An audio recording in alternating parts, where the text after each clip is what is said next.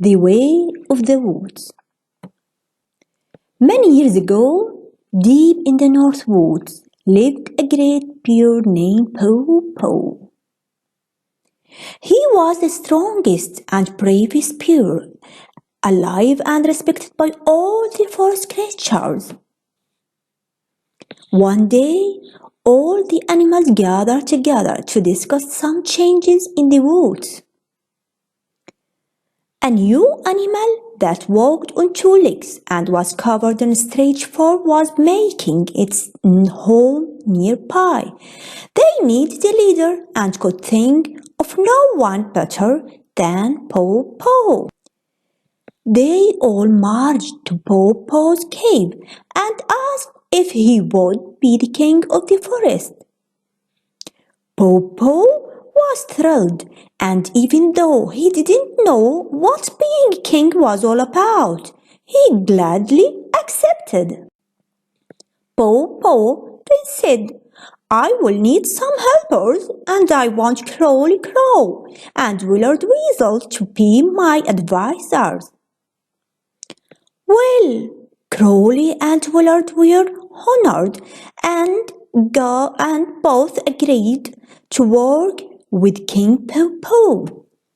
One day, Slither the snake visited King Paw Paw and told him of a strange animal he saw close by. Paw Paw asked, "Where did you see this animal?" Slither replied, "It lives with the strange two-legged creature at the edge of our woods." Paw Paw thought for a moment and said, "Willard and Crowley, go to the edge of the woods and see what this animal is." Within moments, his two helpers were on their way. Some time later, Willard and Crowley returned and excitedly told King Paw Paw that there was indeed a strange animal at the edge of the woods. It was small, maybe the size of Poppy Beaver, and it had a strange, barking voice instead of a yelp or a howl. All three sat for a long time thinking about the strange newcomer that lived so close to their woods. Finally, King Paw Paw said, "We must go and meet this animal." All three got up and left King Paw's cave. But while they were at the edge of the woods watching the strange animal, King Paw Paw said, "Willard, go to the animal and ask what he is and why there is a rope tied around his neck." Without hesitation, Willard scampered across the field and hid behind some piled wood close to the strange animal. "Psst," said Willard. The strange animal looked around. "Psst, I am over here behind the wood pile," Willard said in a louder voice. The strange animal stretched the rope as far as it would go, but not being able to see who was speaking, said, "Please come out so that I can see you. My master isn't around." Willard came out slowly from behind the wood pile and cautiously approached the strange animal. "What type of an animal are you?" asked Willard.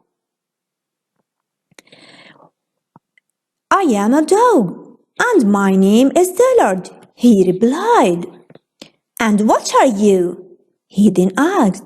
"Me, I am Willard, the weasel representing King Paw Paw, ruler of the forest."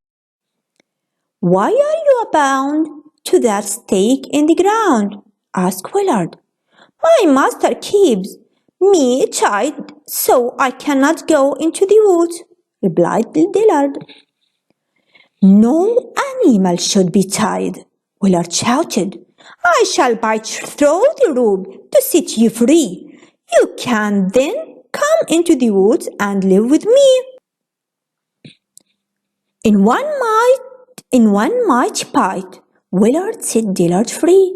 Then the two of them ran across the field and into the woods. After Willard introduced Dillard to King Popo and Crowley, they all left. When they got to the center of the woods, King Popo introduced Dillard to the all other forest creatures. Dillard especially liked meeting Wild Wolf and Carl Coyote, who seemed to be his cousin. As the summer passed, King Popo fattened himself on berries and salmon. Dillard and Willard became good friends. One day, Willard sniffed the air. Oh, what a marvelous smell was being carried on the breeze.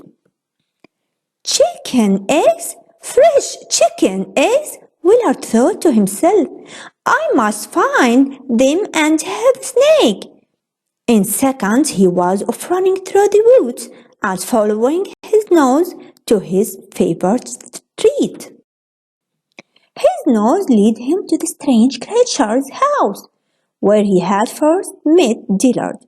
He looked around. All was clear. He followed the wonderful smell of eggs into a strange cave. He looked around and couldn't believe his eyes. There were chicken eggs, hundreds of chicken eggs all around him. As he reached for an egg, a chicken saw him and sounded the alarm. Soon all the chickens were clucking, squawking, and making a fuss.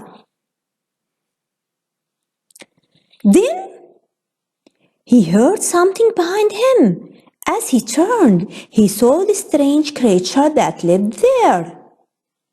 The one that Dillard called Master. There was no escape, and Willard was terrified. The strange creature looked at Willard and said, You vermint! You are the weasel that set Dillard free. Why I ought you? But before he could finish, Willard yelled out, Wait! Don't do anything to me! I can return Dillard to you. Just let me pass and Dillard will be back in a very short time. The strange creature stepped aside and let Willard free. When Willard returned to the woods, he ran to his friend. Dillard, quick, follow me. I need your help. Well, Dillard didn't hesitate to help his friend, and off they ran with Willard in the lead. As they crossed the field, Dillard stopped. What's wrong? Asked Willard. My master lives there, and I am afraid to go any farther. Dillard replied. Don't worry, said Willard. Your master is not there. Again, Dillard followed Willard right into the cave with the chicken. In a flash, the master had a rope around Dillard's neck. He then looked at the weasel, tossed him an egg, and said, Thank you for turning my dog. Willard left for the woods without saying a word.